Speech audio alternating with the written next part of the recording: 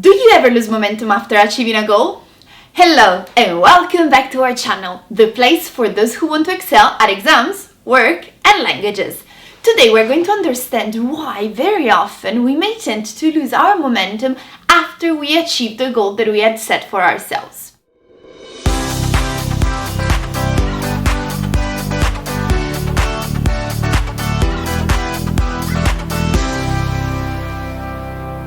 Imagine you have a goal and you work very hard towards that goal, and you take a lot of action and you work extremely hard until you finally reach that moment, and you reach that moment in which you achieve it and you even have a great result that overcomes all your best expectations, and you feel amazing, you feel happy, satisfied, proud of yourself.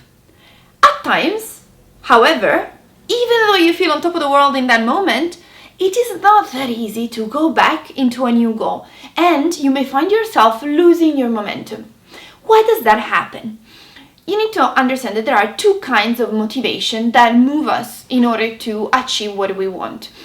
You could divide motivation in different sets of kinds, okay? Today we're going to understand two of them, which are intrinsic motivation and extrinsic motivation.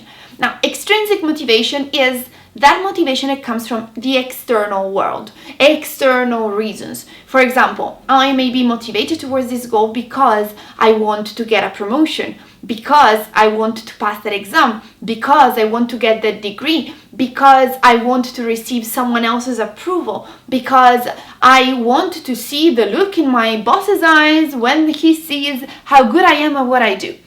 All of these reasons are extrinsic motivations. On the other side, we could also have intrinsic motivation. What is intrinsic motivation? It's the opposite, so things that come from within. All that motivation that comes from within. What does it mean? For example, I may want to take the same actions that I would take in order to enhance my career, not really because of the enhancement of my career itself, not really because I want my boss to be proud of me, but because I really enjoy doing those things, or I really feel proud of myself once I do those things. I really feel proud of the person that I become while doing those things. Now, as always, we need to pay attention, because in both cases, there are some risks that we need to be aware of. As human beings, both kinds of motivation will help us, will move us, and the problem is when we become too extreme. For example, someone that only moves for extrinsic reasons may struggle in the moment in which no one gives them that approval, or they struggle in that moment in which there's no one anymore that sets those deadlines, those steps that they need to take. Because as you grow in life, you will need to become more and more independent in selecting all those things. They need to come from you. The world will not always offer that. And also when it does, if you move only because of extrinsic motivations, you will find yourself reacting to the outside world's requests rather than really setting the course that you want. The risk when we use only intrinsic motivations is different. I see a lot of people that say, no, I move because of intrinsic motivation. Okay, so whenever there's something that they don't enjoy doing, they just don't want to do it. No, I'm not going to do it just because it's a goal. They refuse to participate in something that has an external reward because that's not me. I need to do only when it's me wanting it, and given that there's a reward, it wouldn't be intrinsic motivation. Or there are people that at times avoid certain situations because people could judge me, and I only want to do things that I love. Or when they have a big goal that they want to achieve, and there's some actions that are not the ones that they would like to take. So maybe, I don't know, imagine you need to get a degree or a qualification exam, and there's a part of the program that you really find boring. They will really struggle to keep their motivation high because they are too focused on the fact that they need to enjoy what they do. So what can you do in both cases? If you realize that what really motivates you is the final reward, then one thing that you can do, and later I'll go a bit more in detail on this, is to ask yourself at the end of your session, before the final performance, before the final reward, ask yourself, okay, if there was no reward in the end, what would I be happy of anyway? So why would this have mattered anyway? And when on the other side you realize that you use your intrinsic motivation as an excuse not to do things that you don't like, realize that that's not really intrinsic motivation. That's just extrinsic motivation disguised as intrinsic motivation.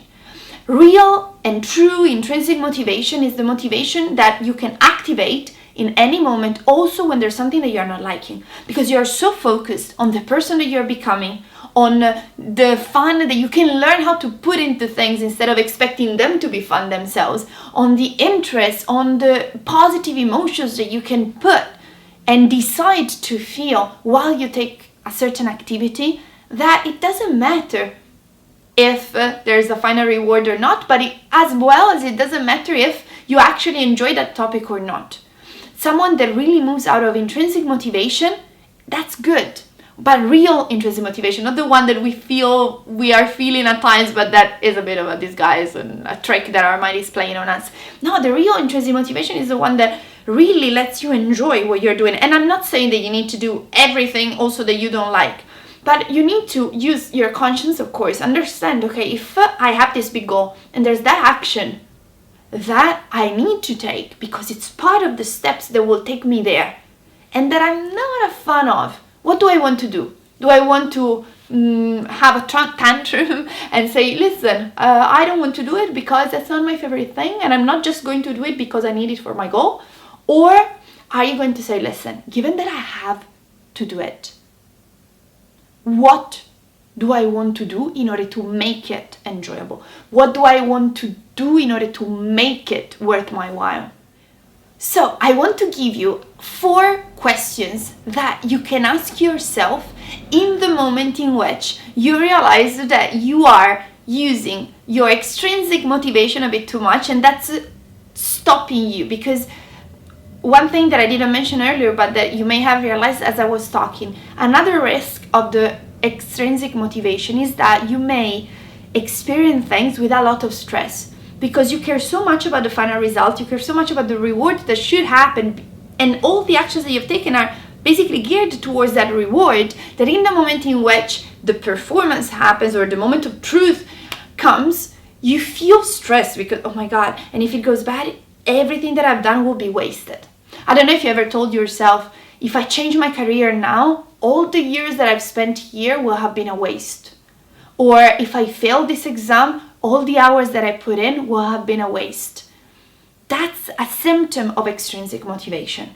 And now we're going to see 4 questions that it's important that you learn to ask yourself in order to make sure that you just tweak your perception a little bit so that you can enjoy things more and achieve, as a consequence, many more results.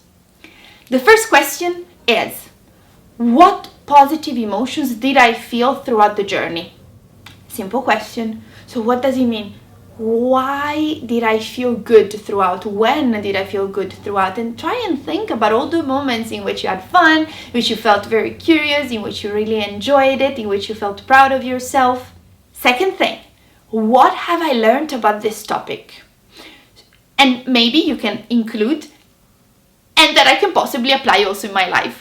You know, at times that the idea of failing an exam, one thing that people don't like is that maybe you fail the exam and most of the knowledge that you had acquired for it will just be useless for you. So ask yourself, okay, what have I learned about this topic that is interesting for me, even just because I wanted to know it? Or what have I learned about this topic that I can apply in my life in a form or another? Because that will already make your time worth it.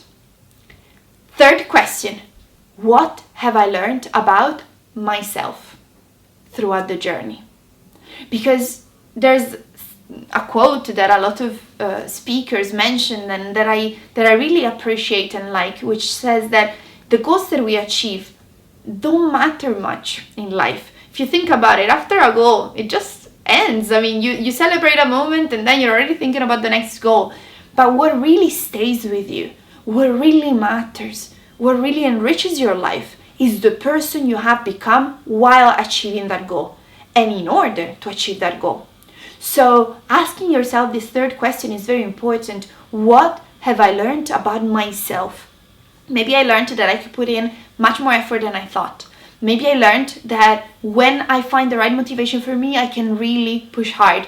Maybe I learned that I have certain areas that I want to grow on. Maybe I learned that at times I'm a bit lazy. Maybe I learned that when I'm ecstatic about something, that helps me. Maybe I learned that the same kind of energy that I put towards this, I can put it somewhere else. Maybe I learned that what I really want is actually something completely different. But there will always be something that you have learned about yourself if you focus on finding it. The fourth question is this. If there wasn't fill in the blank anymore, fill in the blank with what? Fill in the blank with the reward, the final reward. So if there wasn't any promotion, so I finished preparing for something, if there wasn't any promotion anymore, even before knowing that you failed or not, okay? So if there wasn't any promotion, if there wasn't any exam, if maybe I took a lot of actions in order to learn a language, and if I never had the chance to speak or use this language anymore, so if there wasn't the final reward at the end anymore, why would it have been worth my while anyway? This is very important, because if before the performance you ask yourself, listen, why would it have been worth my while anyway, even if there was no reward at the end? Then you shift your focus to finding all the reasons why it mattered. And this is also when you want to change a career, for example. At times I talk with people that work and they're not really happy about what they do. And they tell me, listen, Giulia, but if I change now, what about all these years that I spent here? They will have been wasted. I don't believe in this.